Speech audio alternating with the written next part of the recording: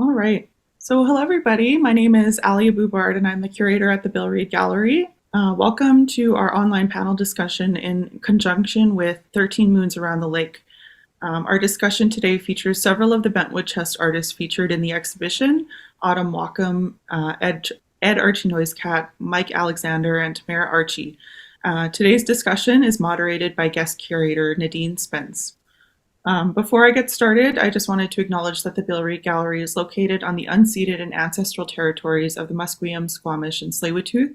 We are incredibly grateful we're able to do our work in these beautiful territories.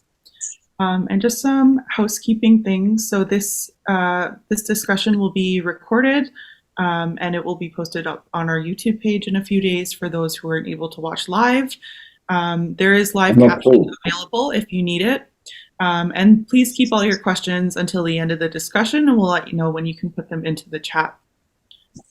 So 13 Moons Around the Lake is part of a larger multi-year project titled Honoring Our Grandmother's Healing Journey, started by guest curator Nadine Spence. 13 Moons Around the Lake celebrates and honors Indigenous grandmothers, family, the lands, the waters, and the salmon cycle in southern British Columbia. This exhibition features several designed bentwood chests, chest carrier platforms, regalia, blankets, and other artworks by Indigenous artists from a variety of BC nations, which depict their own individual histories and personal healing journeys. We would like to thank our supporters for the exhibition: BC Arts Council, City of Vancouver, Heritage BC, United Way, Metro Vancouver, Demille Foundation, Rosedale and Robson, and the Chief Adansu James Hart Emerging Artist Program partner, RBC. 13 Moons Around the Lake is now on view at the Bill Reed Gallery until January 28th, 2024. So if you haven't seen it already, definitely come by the gallery and get a chance to see the exhibition before it closes next month. So I'm going to pass it along to Nadine, and she's going to get us started in our discussion here with the artists. Nadine, if you want to introduce yourself.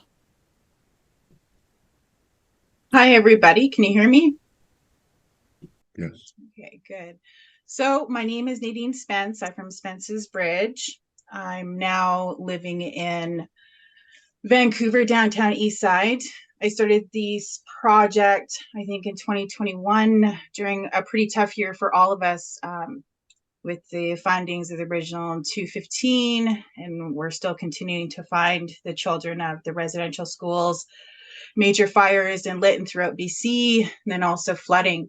So when I originally started it, the original artist that I actually reached out to participate in this journey, and the journey is a collection of Indigenous artists throughout BC and also outside of BC that are designing bentwood cedar chests in honor of their grandmothers, the lands, the natural world, the environment, connected to themselves and the family, their community, or even possibly something that they've never grew up with.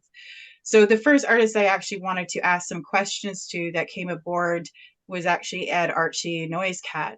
So the first question I wanted to ask him, we have probably about 5 different questions that we want to discuss with the artists throughout this evening. And one of them would be, what drew you to participate in the exhibition? And I guess the broader ideas of what you feel about honoring our grandmother's healing journey in the bigger scope. Ed? Thank you. I'm honored to be here. Thank you for inviting me to be a part of this show, and I certainly appreciate showing at the Bill Reed Gallery with this show right now. My name is Ed Archie Noisecat. I'm Squatmuch and Statlium, full-blooded, and I'm a mixed media sculptor. I've been working in the field since I left Vancouver in 1986. I graduated from Emily Carr, and I've been working what I would call abroad for since then. So working in a number of different media, mainly in carving wood. So the Grandmother's Healing Journey show came to me at an interesting time because I was working with my son on with on a documentary that he's just released, and he's just got into Sundance actually. So his new documentary called Sugarcane, working with the missing children from the St. Joseph's Mission and after the Kamloops Indian School incident. So it's just all kind of snowballed since then. And but my son has his release just released his new film, and it'll be out like I said at Sundance, which is working with the residential school children, and I'm in it, which is why I'm talking about that. But the grandmother show came to me just as we were working on this, which so it really brought back the stories from my very youngest days, because when I was 2 years old, I went into the TB hospital in Sardis. So that was a segregated hospital, and after I left there at 4 years old, I was put directly into the day school system. So I went straight into that, and so it's I've had quite an interesting experience growing up on the reservation up there at Canham Lake. There's a lot more to the story than that, but my grandmother there, Alice Noisecat, who where my name comes from. Alice married my grandfather Jacob Archie, and when I got out of the hospital with from the TB hospital at 4 years old, I went to live with them. So at that point, my they only spoke Secwepemc, and that's what I was speaking at that time too. But and then I got put into the day school system, so it was kind of an interesting change up there. But my grandmother Alice, who was very, very near and dear to me and close to me, and because she was raising me, and she used to on the one side of the box where the mountain behind the Canham Lake Reservation is, there's a horse on the front of that box with a little sled behind it. The sled is actually a car hood that she used to put me on to take me out on her trap line. My grandmother, I mean, like it was so, I mean, amazing. I'd be sitting in this on this sled with piles of animals piled around me, and going out checking the traps, and so those are the kind of memories that came back to me through from my grandmother Alice, and that's what that Canham Lake side of the box represents. The horse with the sled is my grandmother's horse that she used to take me out on the trap line with to check the traps and so on. What happened? Oh, Showing some photos of your work in the exhibition. it just suddenly changed. So the like I said, the show was presented to me as an idea through Nadine brought, and I thought it would make a really amazing piece of work, because it took a lot of thinking to come up with what I should put on this box, because first of all, it's not your ordinary piece. You got five very large. I think this is the largest box in the show. So it's got five very large sides. I considered the top as another side too. So this end that you were just looking at represents my grandmother Alice. The end with the carved mask, with the hands down below, like what those hands are is her gesturing to me, it's Juanda, come here, come here, little boy, and then on either side there are two beavers, which represent the you know, the animals that we used to go out and gather with her on her trap line. And if you looked at those beavers really closely, zoomed in on the eyes, you'd see that those are little bears that are come from the Tunis, Canadian Tunis. The interesting thing about the beaver is that the name for beaver ended up being the same word that we used for money after contact. So the sklout is where that came from. And as we rotate around the box, you see the Canham Lake side of the box. If you would rotate one more time. Sorry, I don't think we took the You don't photos have that side. in the glass. Yeah, unfortunately. Well, that's what happens when you put that side against the glass. Anyway, as you rotate around the other side, the side that you're looking at over here, if you were to look at it broadside, you would be looking at directly at the sacred mountain of our people in down in Mount Currie, and that is the mountain called Inshukch, which is the mountain that the two brothers tied off the two canoes before the Great Flood. So it's a story that it's one of our earlier stories of surviving the Great Flood. And up on top of the box, you see there are two canoes that are not finished, but they're waiting for that flood to come. And those are separate. They can come off of there. They're joined into the top of the box.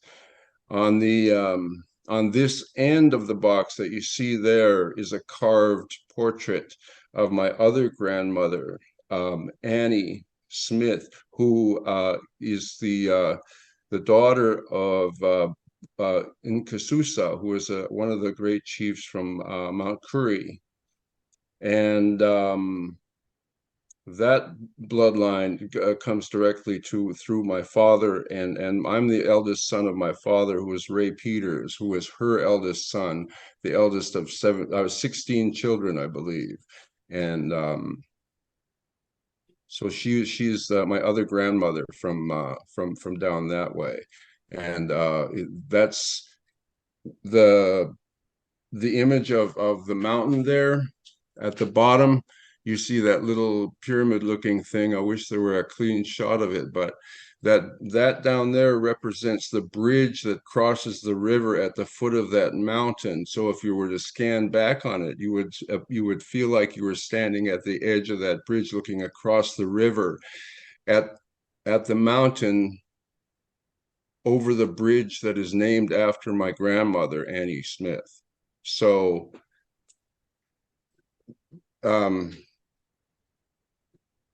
I think that's the entire story.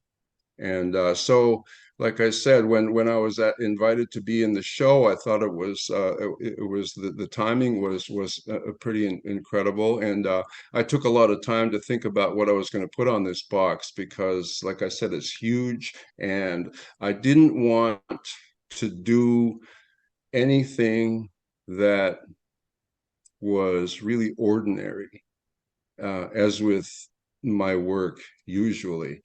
So I tried to come up with some styling and imagery that would be different than you would normally see on the side of a bentwood cedar box. And so it's I hope. beautiful, Ed. Yeah, I think it's like the largest one. So I think it's like 3 feet long and 2.5 feet wide. And it's the tallest one as well. I think it was the first one that went out there. It's an amazing piece of artwork. And I wanted to ask you another question of how this journey has impacted your personal life, or possibly your journey of everything that you've went through as an Indigenous person, specifically, I guess, connected to the residential school and the impacts on ourselves as Indigenous people, and how has this project been different and impacted your life than any other?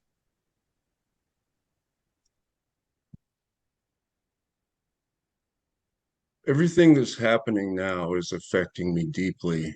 Um, when the idea of the grandmother box came to me, it was the time that I was dealing with this whole residential school revival, people understanding what was going on there. So all of that was coming down on all of us. And to me, it was such an overpowering thing, because when you see my son's um,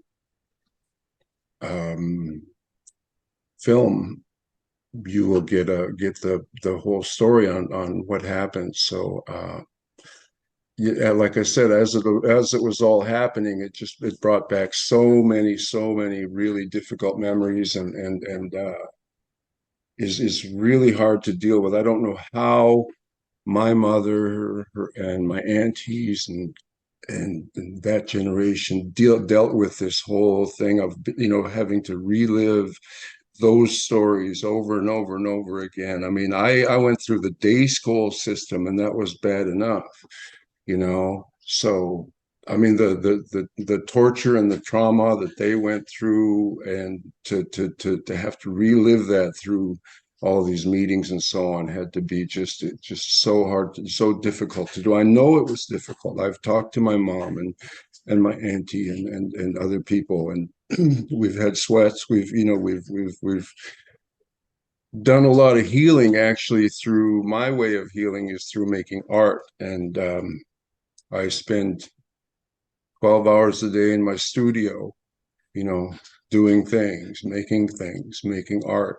And I still have a lot more healing to do, but I do appreciate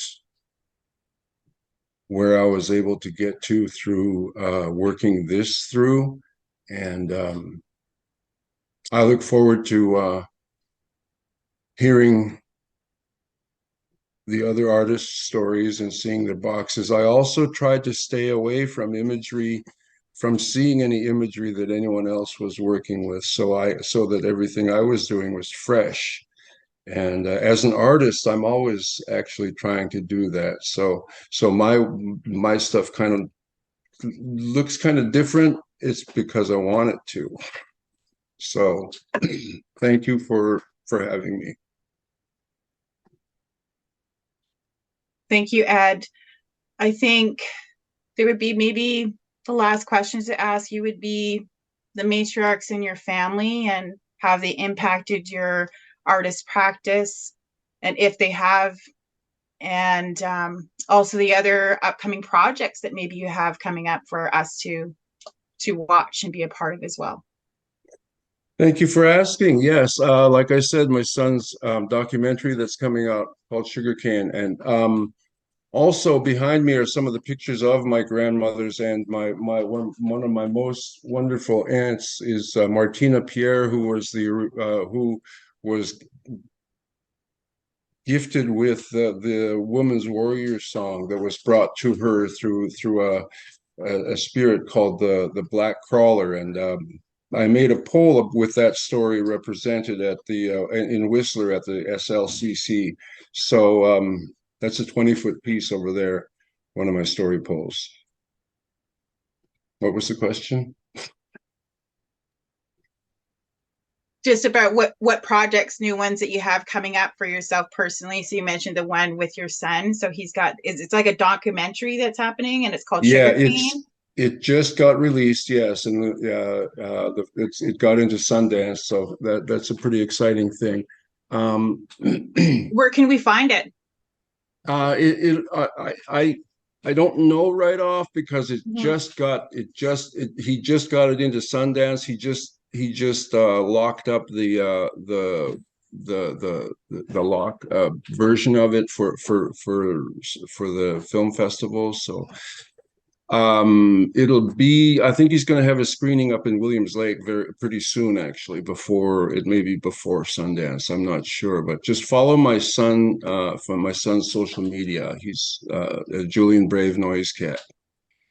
You Awesome. can find Thank you. my work too at noisecatart.com. Okay. Thank you, Ed. Is there anything else you wanted to ask or add?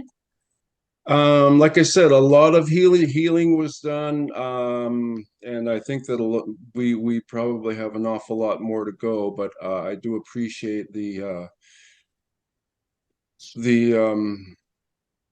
opportunity to work on this subject matter and to bring out some really new things that really are very deeply meaningful to myself and to my family and to hopefully everyone there. So I truly appreciate it. Thank you.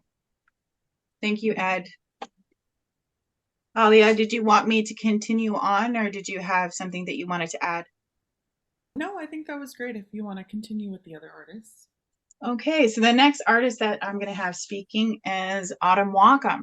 So I do believe Autumn is one of the younger ones, the younger artists that have come out, and Autumn has been a huge influence on myself as an artist, but also all of the things that she's done within her young life, and seeing someone as talented as herself coming out and being out there as one of the land protectors, and also being someone that speaks with a lot of values and respect for the lands. It doesn't even come out within her speaking, but her writing, but you can see the power of it coming out visually.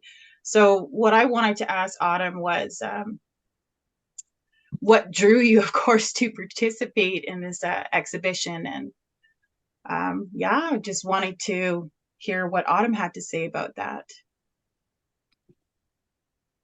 I think that as a young Indigenous woman, there's never been a lot of invitations into any spaces. So it meant a lot to me that for my Auntie Nadine, that anything that she's been involved in, she's always opened a door for me to be part of it, to involve myself as well.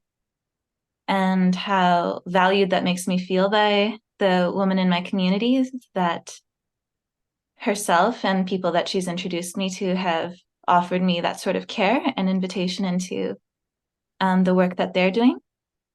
And so while the work that I think of myself doing in the land, in my family, and in my arts, it's been different. And even for the kind of art that I do, whether it's writing or whether it's drawing, I haven't involved myself in painting very much. And so accepting the invitation to paint a cedar chest, what stood out to me about the cedar is that in most places these days, cedar is kind of seen for the very Coast Salish representations of the carvings and the totem poles, though that's not exclusive. But when I think of cedar in my own territory, I always think of the baskets made with the roots, and how even what I know of my great-great-great-grandmother is how my yaya always remembers her making baskets, chewing on the roots and chewing dentine gum, making the cedar root baskets that she had passed down to my great-grandma, and the collection of baskets that my great-grandma had that were stolen, that we never got to see again, that she had wanted to be able to see baskets in the museum just for the opportunity to say if she knew which ones were her grandmother's, which ones were her aunties that had been stolen again. And so for working with the cedar chest, I thought about how, while I'm not familiar with carving bentwood boxes or painting them, what I am familiar with is intricate basketry. And so I thought that I could kind of use that in my designs, of the way that even something like blank space is seen as a design. In one of our language books, there's like a binder about this thick that's just full of basketry terms for the designs, for the kind of person who makes them, the kind of stitches that they're using. And so I thought that while I'm not familiar with the how giant a cedar chest is for me to be painting, that I could try to inspire myself with the way that baskets are made, with the way empty space is utilized, and how motifs can be centered or made into a pattern. And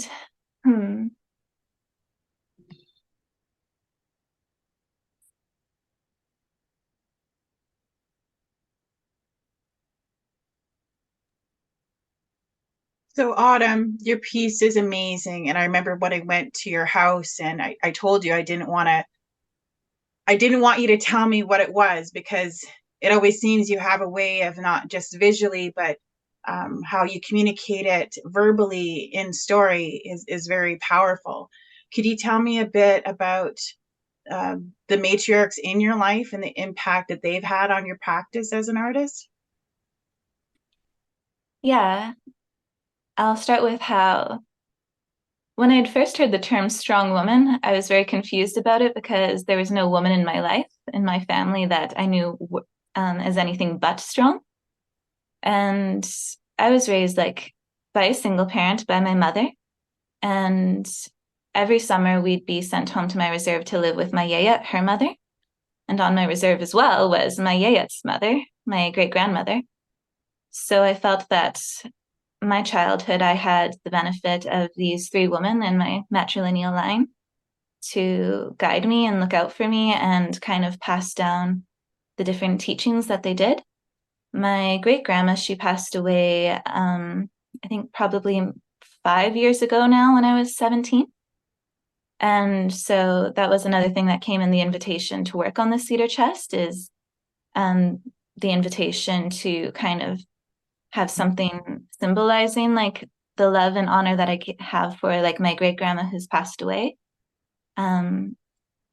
while at the same time like appreciating the grandmother, my yaya, that I have in my life now. So the women in my life, they've amazed me. I think it's funny how when I was in school, something that stands out to my mom is that whenever I was asked to write something in elementary school about a hero, I would always pick my yaya or my great grandma. And I didn't know why it stood out to her so much, but looking back, it's like there was no Indigenous woman in any of the books I was reading, in any of the news or any of the stories that I knew the way that I knew the woman in my family, who still inspire me so much, especially my great grandma, that well into her 90s, 99, she's like, I'm starting to get old. And something like that of how strong she remained throughout her life, as well as how kind and happy she was that some of my last visits with her, she'd say, I love my life. I love my life. I pray to stay here for you guys. I want to be here for you guys. And a lot of my values come from the woman before me. And I don't know, I just think about them every day.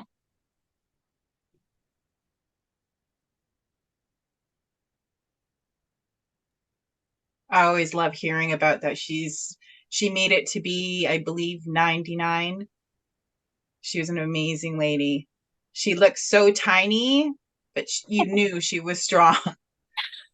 Could you Yes. speak a little bit about the artwork that she has out there on the chest, Autumn, please? Yeah, so if you had gone back to the other picture that featured kind of the center, a lot of it's in the fine details, but I had taken a lot of inspiration by the clippings that she had taken from newspapers and the tracings of flowers that she had made throughout her life. She had a collection of old Western magazines and coloring books, and in between all the pages, there were tracing paper flowers and newspaper clippings, a lot of the time of children. And in her life, all of her grandchildren called her mom.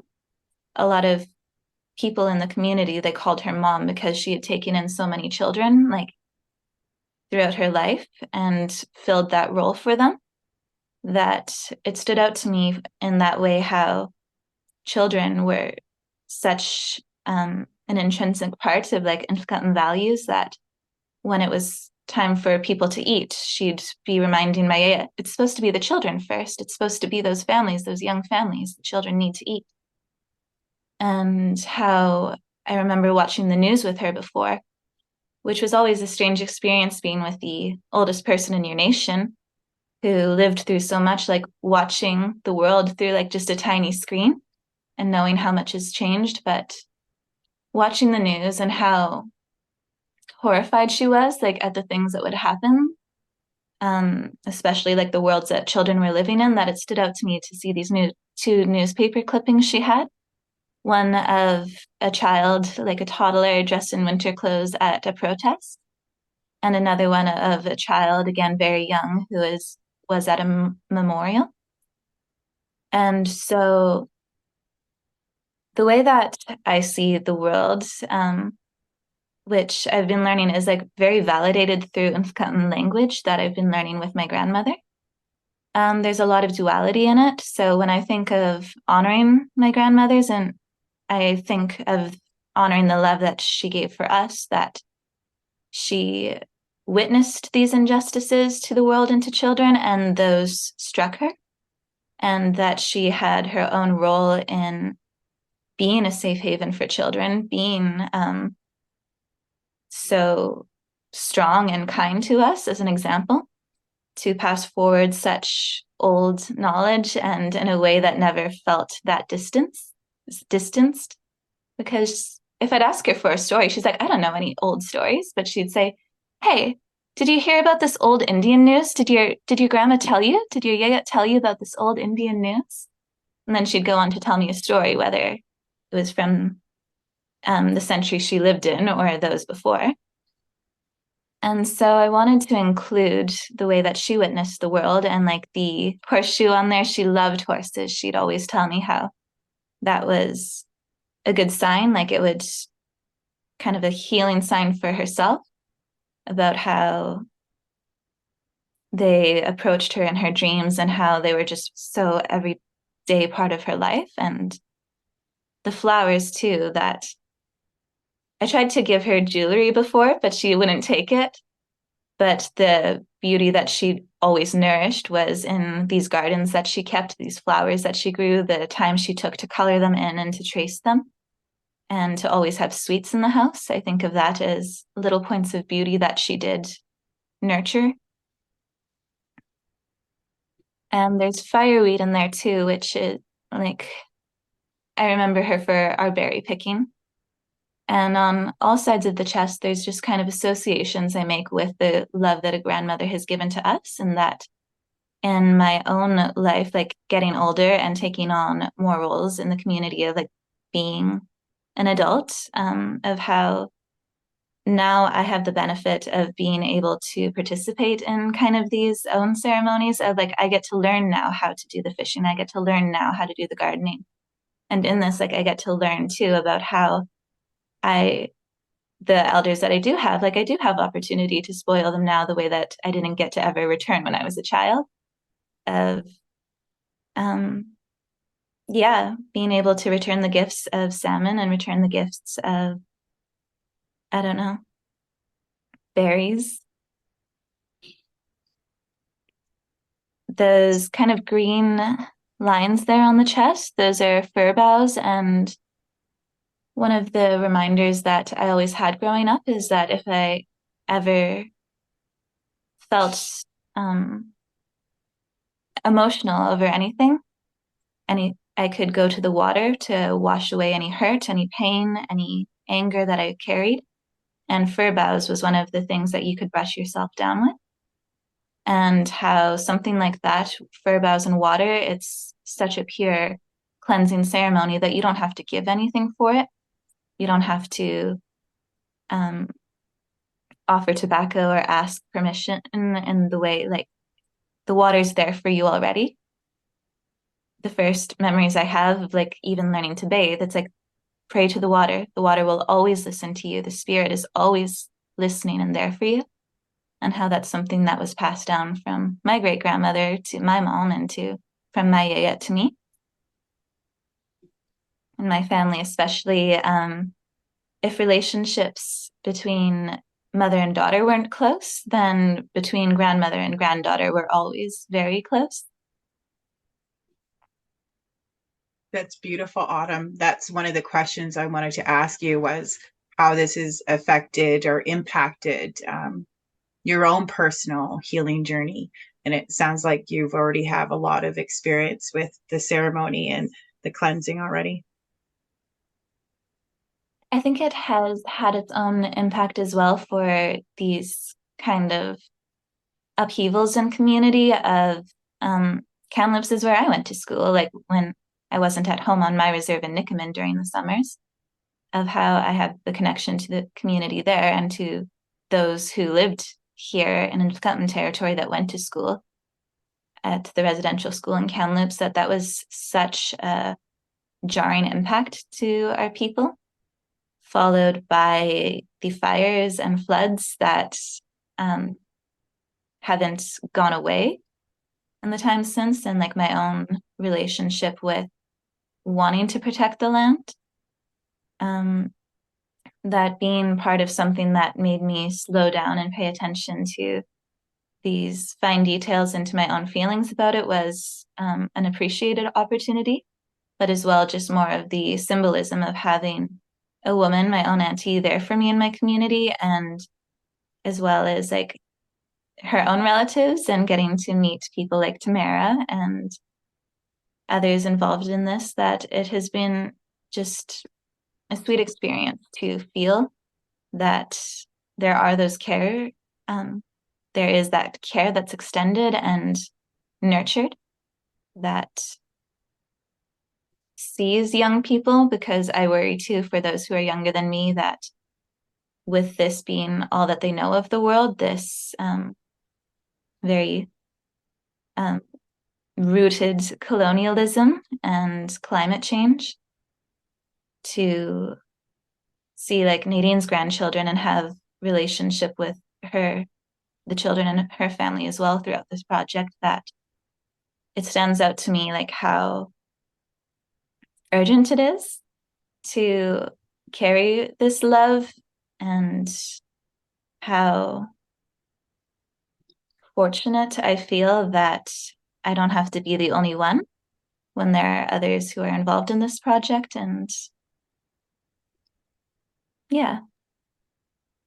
Thank you, Autumn. Is there any other projects you're involved in that you're going to be coming in or showcasing, or even maybe tell a bit about the language class you're involved in with your grandma, and any other future projects that you're on? I'll talk about the language a little bit just because it's something that I'm doing right now, about how even when I'm not the most dedicated student, like it's still something that I really appreciate having the opportunity to do, that NVIT has offered these tuition-free language courses, that my yaya is a professor too. And in that relationship, I can attend these classes with her, and I can also attend the language meetings she has with the other professors who are elders. And I don't know. I'm very spoiled by my elders. It's really funny because it's like I'm at these language meetings, and they're like, I get these free lunches and treats and everything. And it's like, yeah, it's so hard being a youth around my elders. Like I get all the food that I want, and they're always like, "Hi, sweetie, it's so good to see you." So spoiled by them, which I never take for granted, I don't think. Like I'm really happy about that. But the language itself, it's like, it means a lot to me that for all the life that I've had, that I've felt so othered in my way of thinking, that there is like actually a place where my way of thinking like isn't odd, it isn't weird, that there's language for it, and how, I don't know, just I welcome that restructuring of how something like the word for help, it's also like for accompanying someone. You're helping someone to town, you're accompanying them to town. And I like to be able to like puzzle those together, like what it means then, of how your company helps someone, or how helping someone is just being with them. And so having that as my own like little puzzle to work on is like something that I take joy out of. And as for like upcoming projects, I like what has been repeated to me a couple times from like the generation before me, their elders telling them like don't talk about it, just do it. You don't tell people what you're working on before it's done. You show them when it's done. And I'll just carry on that tradition. Thank you, Autumn. I know what you're up to. because I'll probably be the one telling you. Hey. Thank you. Is there anything else that you wanted to add on him?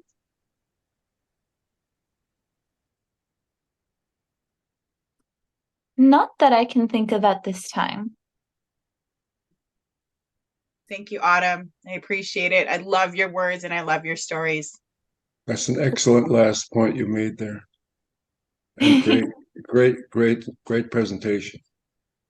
Thank you. I've appreciated yours as well, and I really loved getting to see your work. It's beautiful. Thank you. Alia, is there anything that you wanted to add, or did you want me to move ahead? Yeah, I guess we'll keep moving. It's already 6:42, so we'll let Mike and Tamara also share their stories. Hey, so I want to introduce Mike Alexander. I met him, I think it was early 2022. So we were actually new, both of us new to Vancouver, downtown East Side, downtown. What I really enjoyed about Mike, Mike is Ojibwe, in his story of how he related to me when I told him what I was doing with the Honoring Our Grandmother's Healing Journey. He told me a story about what intrigued him to become an artist, and it had to do with Daphne Ojig. I think that's how you say the name. So could you tell me a bit of your connection to Honoring Our Grandmother's Healing Journey and why it was important to you, Mike? Yeah. Thank you for having me. It's really great to be able to sort of hear what other folks have been doing and what has been inspiring them to create these things that decidedly aren't, a part of my culture, right? I'm from southern Manitoba, Swan Lake First Nation. And so we're not a bentwood box people. So, I had a bit of a crash course in understanding what a bentwood box was a couple of years ago in speaking with you about, the project for sure. And I'd seen them at places like the Museum of Anthropology, but, sort of didn't quite sort of see myself as, incredibly connected with cedar in the way that I hear that folks out here are. And then, I've come to understand the relationship that people have with the land out here. So to be able to use, that cedar in a good way, it makes sense to me. And so I became interested in the journey, just because, a couple of years ago, I had been recently sort of coming to terms with, finding out who my, biological parents were, finding out who, my aunties and uncles and nieces and nephews and cousins were. And, a couple of years ago, that was all very new to me. I was in a period of great excitement and of, observable grief. Reconnecting, with my family as a result of being separated from them at birth, part of the 60s scoop. And it wasn't until I moved to BC that, I found the courage to, reach out to my home community and to begin the process of, learning who those folks were. So I think that at the same time that was happening, there was a retrospective for the Anishinaabe artist Daphne Ojig in Kelowna, where I believe she spent, the last years of her life. So she's a real well-known kind of household name in that part of the province, rightfully so. I traveled from Kamloops to Kelowna to see the exhibition, and I was excited. It was like I was going to see some Ojibwe art. That's great. What I wasn't expecting and what I didn't, foresee was feeling an incredible connection to the work, in that, there was an interview with her kind of looping in the corner of the art gallery.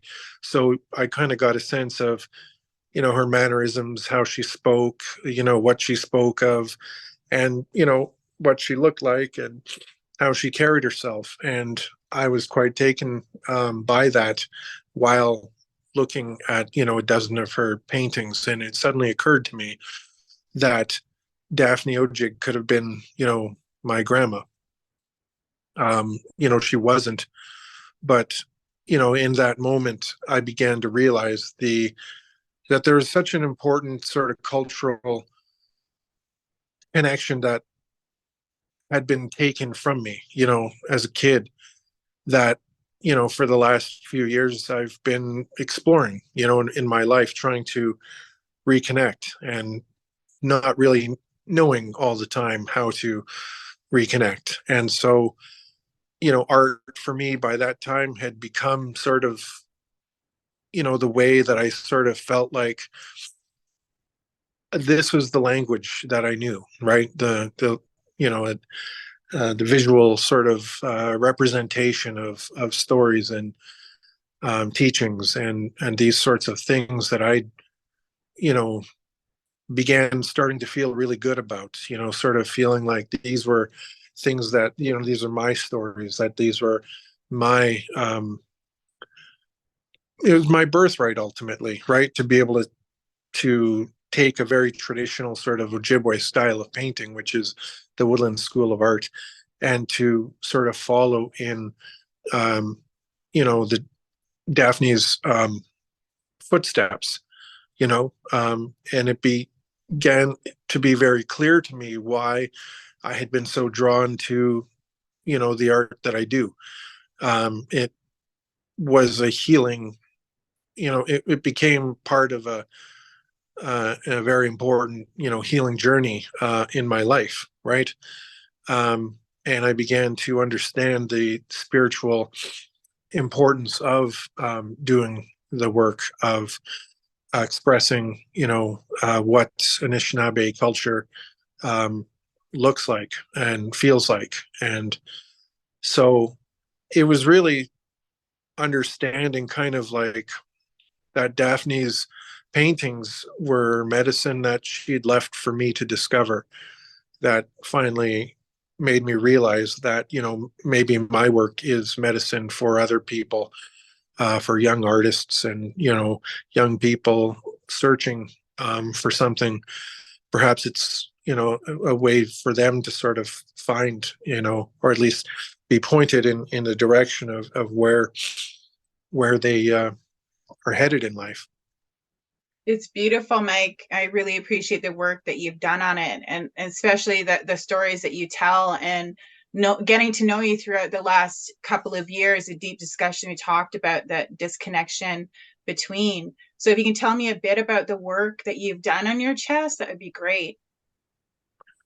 Yeah, I mean, I spent a few months, similar to Archie, kind of staring at this thing with, well, at least for me, a sense of bewilderment and fear, which, because it's such a gigantic, beautiful thing to be in the presence of. It was made by a very special man who I really admire, and it, to be given this thing to decorate was a real. It was daunting. I won't say intimidating because that sort of infers a negative connotation to it. It's never been a negative experience to be in the presence of this thing, or to be, motivated to decorate it. But I'm not a carver at all. I've got some carving tools. I've been whittling away at them, trying not to slash myself. But I'm a good 10 years away from touching something like this, this cedar box, without knowing that I'm going to destroy it. So I thought that painting it and sticking with acrylic paint would sort of be the best way for me to go forward on it. Can you And tell me about the vision of, like, I've noticed in the front, we can't see it here, but there's what hit me. I was like, he needs to tell me more about what that means, a vision of, yeah, it's like there's a grandmother in one spot, and in the other picture, there's no grandmother. Could you tell me a bit about that?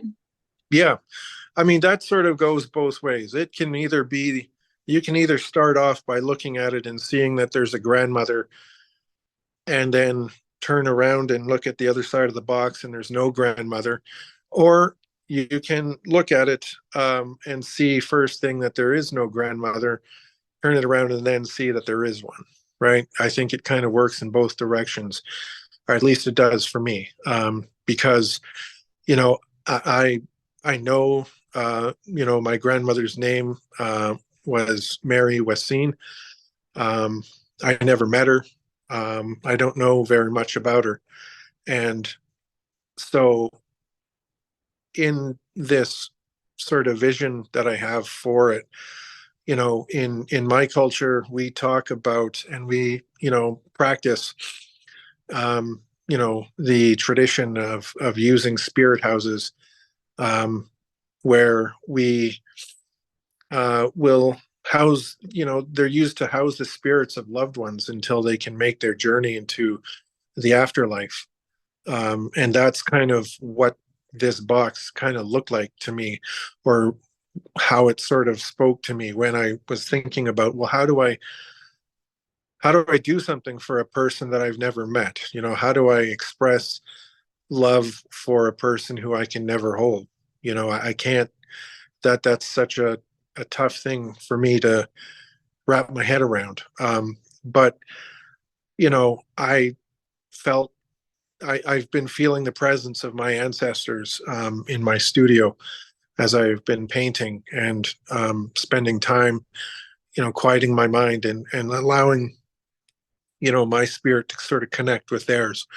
And it became, you know, a representation of a spirit house that I was creating, you know, for her spirit.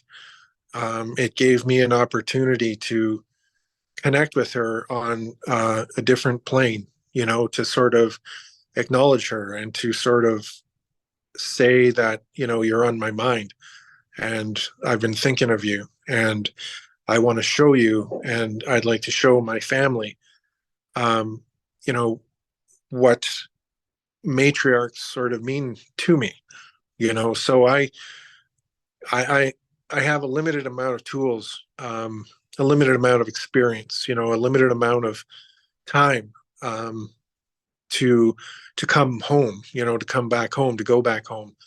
And, you know, this project became an effort to sort of create, you know, a family heirloom, really, a physical representation of the relationships that I've missed out on for my entire life, that I can never have because they're gone, you know, in this world. I believe that, you know, they still guide me. I believe that they're still there, and I believe that, you know, this project and this box essentially is me, you know, taking the time to thank them, you know, to let them know that I'm thinking of them as much as they thought about me, which is an awful lot.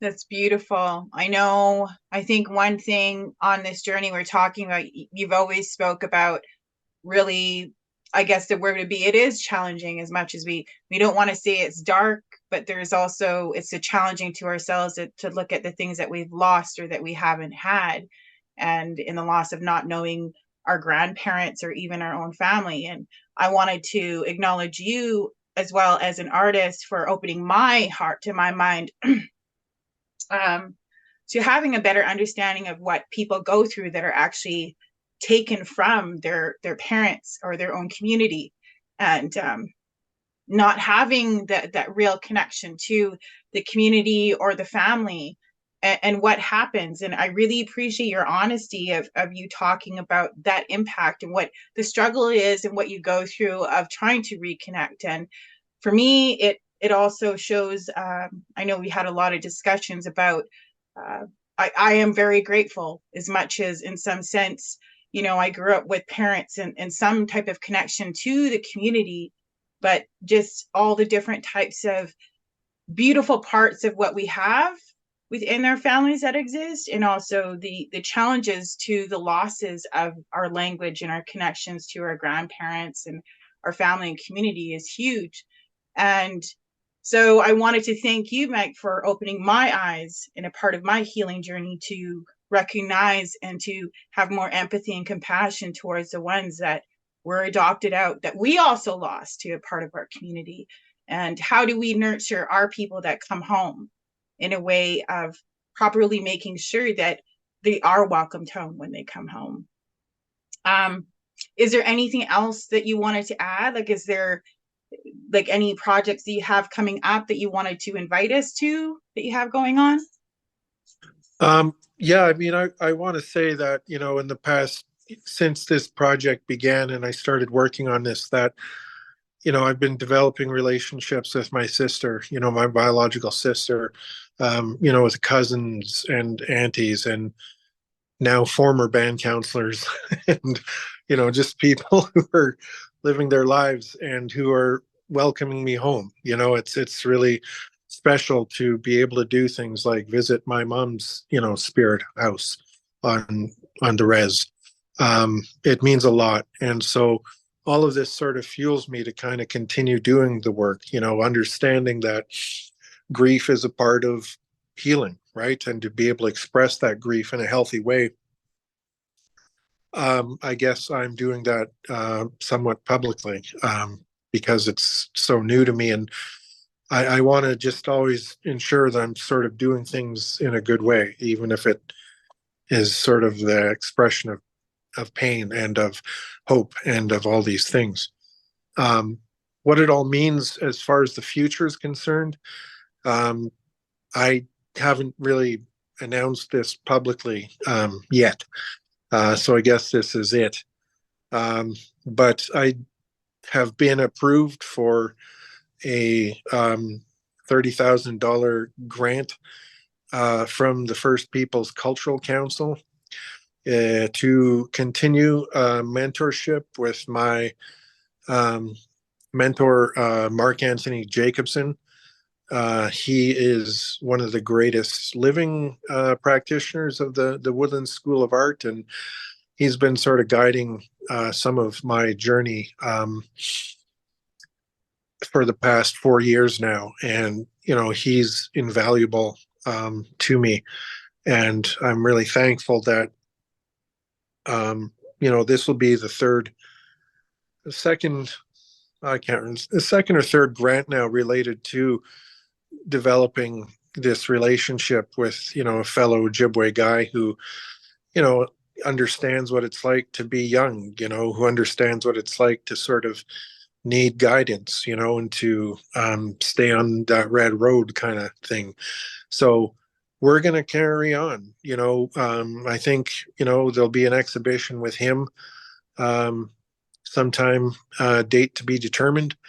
But certainly, I'm looking forward to a very productive 2024 and to be able to grow with this, this box and to sort of see where it's going to take me. And it's going to hopefully meet, up with people who are going to relate to it, who are going to understand a little bit about it. And I think that just is one of the reasons why, I think the First Peoples Cultural Council are interested in and are investing in what I do, right?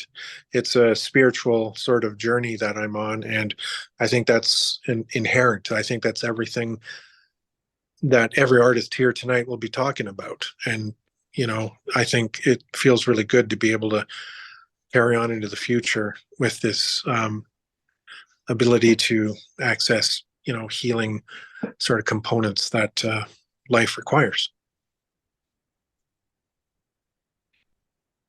Thank you, Mike. I appreciate it. Hope to see you soon. Sorry I didn't have more time with you. I know that you're busy as well. Ali, is there anything that you wanted to add, or do we continue forward? Yeah, I think we'll just go ahead with Tamara now. Okay. Hi, Tamara. Like, So you're there. So yes. How are you doing? yeah, really good, really good. Just, yeah, appreciate to see the other artists and hear their story. And wow, it's an amazing project. So Tamara, could you tell us a little bit about yourself, where you're from, and how you've stumbled upon honoring our grandmother's healing journey and made it into the Bill Reed Art Gallery? I don't think I stumbled upon it as much as it walked through my walked through my door and said, "Hey, cousin." Yeah, waiko up Tamara Archie and Sweats Swakal Paiklum not the stock one to Kamuk Samuntwin. My name is Tamara Archie. I'm from Kinna Creek Dog Creek in the northern part of Sapamulu. I live in Kamloops. And yeah, so Nadine and I are first cousins. And it wasn't too long, I would say probably maybe a year after your mom passed, and we were talking about it, and I'm going to get emotional. We were talking about matriarchs and our grandmothers and how yeah, how we never knew them, and how even as Nadine and I are our first cousins, how our parents didn't even know each other. And that was like, one of the major fallouts from residential school. But then also looking at my own mother and the stories that she was able to share with me along the way really opened my eyes to how much damage had been done, but then also the responsibility we have as individuals to really look at and heal those places in us, and how do we connect that to or not even just that connection and relationship that we have with each other. And that's what same thing. I had a lot of fear staring at the box, and I open it and smell the cedar and like, come on, inspire me. Then it came down to that relationship piece was really huge for me when it came to kind of finally putting paint. I was going to say paint to paper, but paint to cedar. And I thought about that relationship piece where my mother had really led the way in our family when it came to the healing. She and I've shared the story in many spaces where, she came home and it was just like in her mind, and kind of a prayer as well, was like, there's got to be more to life than just this existence, because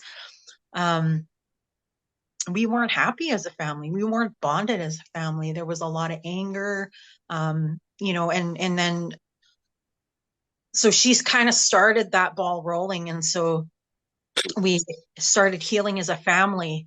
And, I had to really go in and do a lot of work and go in deep inside and really look at the sexual abuse and the physical abuse and like everything that happened to me, and reconcile that. And I remember as a kid always drawing. I would always do Disney characters and anything with my hands. I was always just like, I just knew how to, I don't know, like even like one of my cousins just recently passed this past week, and she made birch bark baskets, and that's the first time I had met her as well. And she was just like, "Oh, so you've done this before?" And I'm like, "Nope, this is my first one." But I always had that ability. Whenever it came to do with anything with my hands, I was always, it always just turned out. And so when I look at this, when you're looking at this cedar box, there's the 4 trees, and they represent the four nations, and in that relationship that we have to the land. all of our medicines, every tree, like every plant out there has a purpose, and can bring healing to us. And so, sometimes when I'm stuck, that's where I'll go, is I'll go and stand amongst the trees, hold it. Um, and then the other connection, with my mom, we did a lot of fishing together. And so on the one end there, you see the salmon and then the drying racks, and connect that to a lot of the stories from my own community, how, our caretaker area is right along the Fraser River, where the Churn Creek enters the Fraser there. And they talked about how, we were so many, and that we would dry. There would be thousands and thousands upon thousands of dry salmon hanging down there, and we would trade that. And then the one with the moose, I just remember that's how, my dad fed us when we were living on reserve. And in the mountains in the background, we have a sacred mountain where a lot of our people gather, and there's only certain medicines that grow only in that specific area. And so it's just this whole relationship piece, all my relations. How do I relate to everything in my world? And what is my responsibility, that yuhominum, that caretakership, responsibility for those next generations? And then on the other end is the berries, my favorite ones is the blueberry, hushum, soapberries, and the wild rose bush. And that, again, speaking to like how we relate to the plants, and how they can heal us. And then the top of the lid is this bluebird feather. And I always think about, like, the things that you think, the things that you say, always reflect on that, because it's such power to be able to speak, and be very thoughtful of what you speak into this world. And this kind of represents, this bluebird feather represents that connection for me to my ancestors and to the creator. Because it was the springtime, and this bluebird had gone by, and in my mind, I was just like, I wonder if anyone's ever found a bluebird feather. And it was a couple of days later, I'd gone hiking with a friend on Mount Wololo, which is just directly above Kamloops here. And like, to me, it was not an accident or luck or anything like that. I just remember getting to the top on this plateau and walking through these trees, and there was like the most perfect bluebird feather just like right in front of me. So I picked it up, and I was just like, oh my gosh, like, this is just that confirmation that we are connected to everything, and how we relate to everything. That we are communicating in so many ways that aren't, it's not just verbal, or we can communicate visually. And that's what these boxes represent, is like our visual expression of like what we're carrying with us. And to me, I always think of, like, at the opening, I was saying, I could have gone dark, because there was a lot of dark things that happened in my life. But I wanted to give that hope. Like, this is the time where we share. Yes, it's important to recognize, some of the tough roads that we had to walk, but there are also those peaks where we get to really see who our parents are, to really connect with our families, to really give to our communities. And that's what this piece was about for me, was like, how do I walk in this world? Who do I want to be, and what do I want to share? And how can I stand other people up? Because it's so important for our next generations, that yuhominum, that caretakership over the next generations to come. And what are we going to do with the time that we're given to really make an impact? And so yeah, I just very grateful to be a part of this project, and family, our matriarchs. I don't have children, but to me, that gives me the opportunity to be a mother to many. And so, yeah, just really appreciative to be a part of this project. I'm honored that you could participate. I think I mentioned it, and I don't even know if I mentioned it to yourself. And I think everybody might be becoming more aware that the impacts, of course, of genocide and colonization and the residential schools really ripped our families apart. Like, we were left with people that weren't even raised within their own families, and people that didn't even get to know their own families and their own cousins. So I know that your mother came up to me and stated that after mom had passed away 5 years ago, that she said one of mom's dreams was that she would have um, her children get to know your mother's children and to do things together. And so your mother, Sandra Archie, told me that, and I didn't really hear it at the time. So then the fact that this is happening now and you're a part of this journey, that's what hit me, is we're actually doing something that mom wished and told your mother that we're also bringing together. So that to me is really powerful, because I actually don't personally know you. And even though that you're my first cousin, and this is how we're going to get to know each other.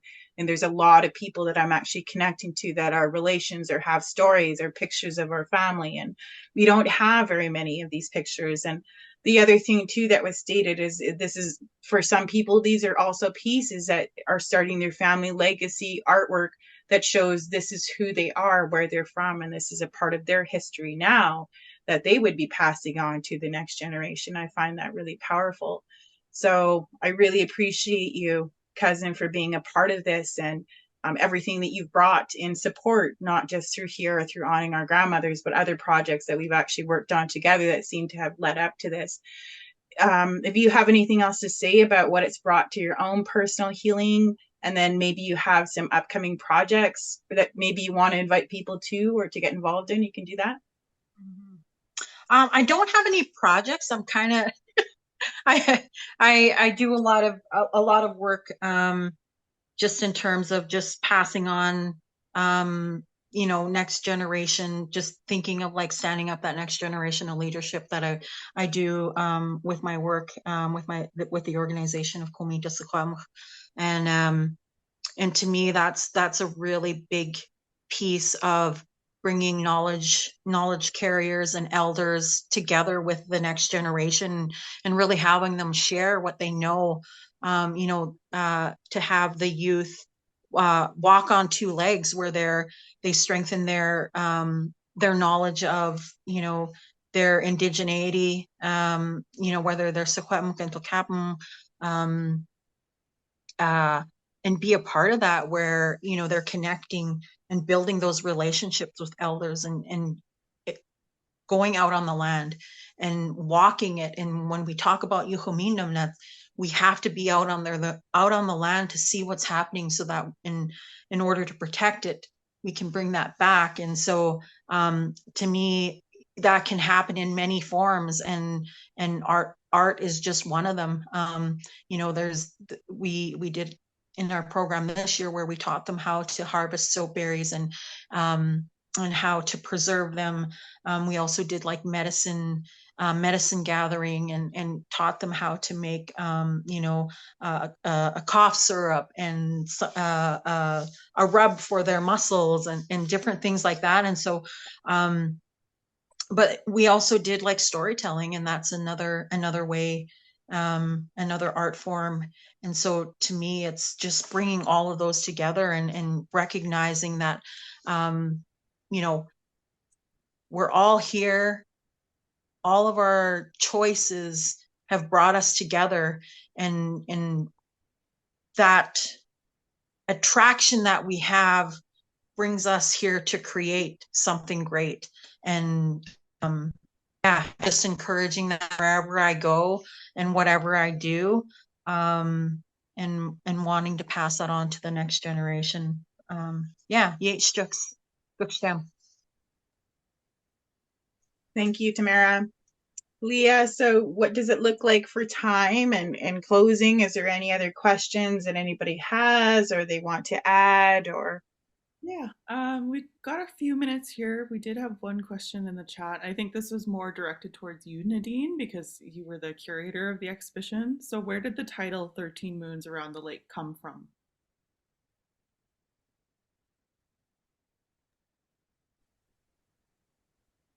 So when I originally started the journey, it was honoring our grandmother's healing journey. And I knew that I wanted it to be related to the cycle of the wild salmon, because when you think about our grandmothers are all about family, they're all about children. To me, grandmothers represent everything to do with community, but they also represent everything to do with the knowledge of the plant-based, to taking care of the lands and our food as well. And so when I think of each year connected to the wild salmon, there's always something going on where they're either coming home to have the eggs and so I think it was 2022 was the beginning of the journey, because that's actually when the salmon had come home to lay the eggs, and we went up to the Shuswap and Squilax in the fall. So I thought that's officially when we started it. And when we also said that it was keeping the fires burning. And then in 2023, if you think about what's happening with the salmon, the wild salmon that are in the stream right now, this March they had left the stream and they went into the lake. So they're surrounded within the lake for 13 moons. And when you think of surrounded by a lake in a circle, when I think that they've actually left the river or the creek, which is almost like a human experience of leaving the mother's womb into the lake of the community. And we think of the lake of the community as the community of salmon, baby salmon that we all take care of from when they're first born. And they leave the mother to the grandmothers, to the grandfathers, the aunts and the uncles, the elders, and everyone that actually nurtures that baby salmon, and also the babies throughout the community for 13 moons. So in 2024, March is actually when they leave. So when I think of 13 moons, I really think of 13 moons as us nurturing babies when they're born within the community, and how they're surrounded by the mountains, how they're surrounded by the animals, and how they're taken care of by everyone. So that's why it was called 13 Moons Around the Lake at the Bill Reed Gallery this year. And then so each year that we move on, there'll be a new stage of where we're at in parallel with the human life cycle, in a sense of it being connected to the wild salmon life cycle. So next year we move into a different cycle where the salmon actually leave the lake and they travel downstream. And then they go where the waters mix into the fresh water, into the salt water. And I think next year we're moving into New Westminster City, and will be in, I think it's Anvil Museum. And I think it's going to be called Downstream, where the waters mix, will be next year, 2024 in March. Yeah, that's great. I'm really looking forward to seeing kind of where the journey goes. And I know you've still got quite a few years to go, but I'm really excited to see, where it takes you and what comes next. So yeah. I just wanted to thank all of the artists on behalf of the gallery and myself for joining us tonight, and also just for sharing your beautiful stories and your artwork in the exhibition. It's such an honor for us to have your work at the gallery, and we're really great that you were able to participate, and also, to be here tonight to share a little bit more about your stories and your practices and artists, because I feel like at the opening we only had so much time to gather and to talk about the exhibition itself, but we didn't really get too much of an opportunity to really talk about your specific pieces as artists as well. And there's such meaning behind every single piece in the exhibition. So to be able to share those stories tonight was really meaningful, and I wanted to thank you guys. So if we could state, sorry, go ahead, Ed. Thank you. I just wanted to mention one thing before we signed off. I forgot to say that I will be working in residence, carving 10 or 12-foot piece at the Evergreen State College in Olympia starting in February. And I'll be working with 2 apprentices who are from Nisqually, and I will be bringing in guest artists who are some of the names you will recognize once I announce them. You hopefully some of you people will be able to come down and see and check out the project that we'll be working on for about 6 months. So that'll be at the Evergreen State College starting in February. I'll make an announcement on my social media. So just wanted to mention that. So thank you again, and thank you for having me in the show. Thank you, Ed. The other thing I wanted to state as well was in closing. So it's not going to be as big as the opening, but the closing is already starting. Maybe you want to say a bit about that, Aaliyah? January 28th? Yeah, so the closing exhibition date will be on the 28th, and we're hoping to have a similar ceremony as we did for the opening. So not quite as large as we had for the opening ceremony, but just something to really kind of recognize that this journey is continuing on for the next couple of years, but also to really appreciate the exhibition as it was at the gallery. So we invite everybody to come, and we'll put out more details on our social media and on our website in the next few weeks for sure. So keep an eye out for that. And there's also a possibility of a workshop with possibly 2 other artists. It may be possibly Lydia, if she can confirm. And also, I know Peter Wayne Gong has stated that he was interested in doing a demonstration, either or 2 of them. And then at the closing as well, I've asked Ronnie Dean Harris to come in to speak and help us close. I think it's really important that we don't just move in, but how it's also important of how we move on in that sense, and also letting people know where we're going.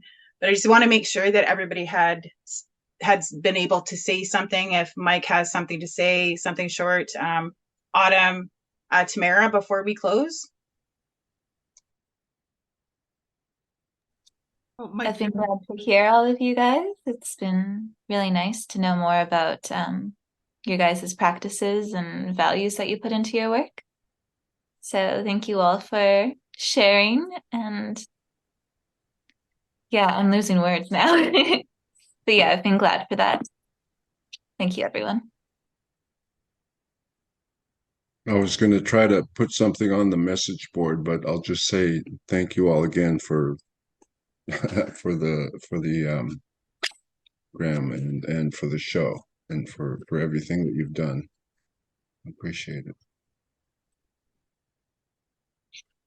Thank you to all involved, fellow artists and folks that are tuning in and that have been able to see the show or who are planning to see the show. For me, it's a huge honor to be able to exhibit at the Bill Reid Gallery as a real, guest of these territories for sure. It's a very special honor for me, and I really appreciate it. And thank you as well to Nadine for believing in me and offering me this chance to kind of share a bit about my own story. Miigwech.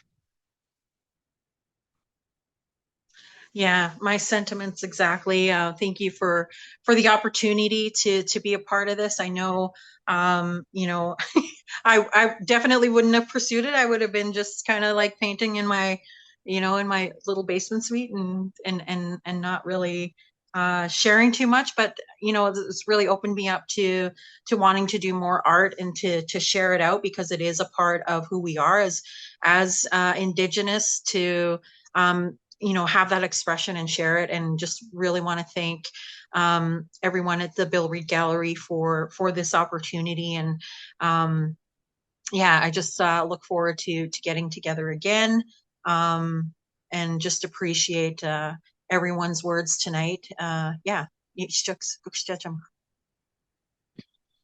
Thank you. One last question, and it's actually for Aaliyah. So with how many years you've been at the Bill Reid Gallery, has this show, how has it been different, and has it been different from other shows that have been there? Well, I've been at the gallery now since since September 2020. So I started kind of right in the middle of COVID. And I think this exhibition felt a lot like there was more of a sense of community, I feel. Even though all of the artists might not necessarily know each other, it just felt very kind of warm, very personal.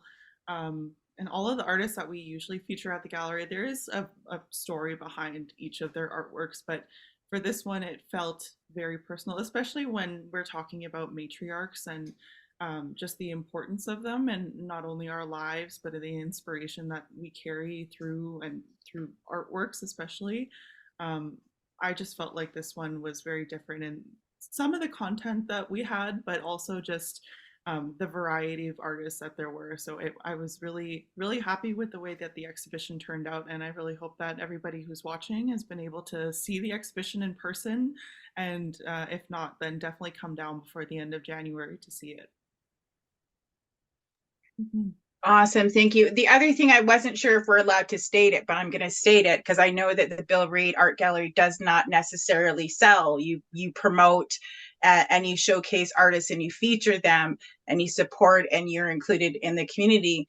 But the majority of art that we're creating, some of them are actually going to be given away as gifts to the matriarchs. But the majority of the art that we're actually creating, and a lot of the chests are actually going to be for sale through myself and the artist. So I just wanted to state that as well, so that if there's people watching or people want to know, that they can actually go to the gallery to take a look at it. Even though the Bill Reid Gallery doesn't sell it, it's still, they can still contact myself or the artist individually. And, you know, if they're interested in purchasing, that's something that they could work out as well. Yeah. Well, thank you so much again, all of you guys, and Nadine as well, for, you know, kind of taking us all on this journey with you. Really wouldn't have been anything without you. So thank you so much. No, you guys are great. It also wouldn't have been anything without you guys either, and the support. And I've got to tell you one thing. I've never felt, I've only been in how many shows, but different art type of shows throughout the years of my experience since I think graduation in 2002. And this is actually the first time in a long time that I can remember I can actually feel the change in how Indigenous artists are being treated with more respect, and in the sense that it's not about just what you're going to showcase and what you're going to sell or what you think. It's actually more about the person and where we've been, and the real story. It's not about the fame, it's not about the money, but it's about also where we're at as human beings, and also that marking that history and that legacy. So I wanted to say, like, I really appreciate Leah for the respect that you've shown myself and all of the artists that came in. You were great. Yeah, it was such a great opportunity to work with you guys, and thank you again. So I think we'll end there. That's okay. A good end, but thank you so much for joining us tonight. And thanks, Leah. Exhibition. Thank you, everybody. See you. Take care. We'll see you soon. Bye-bye.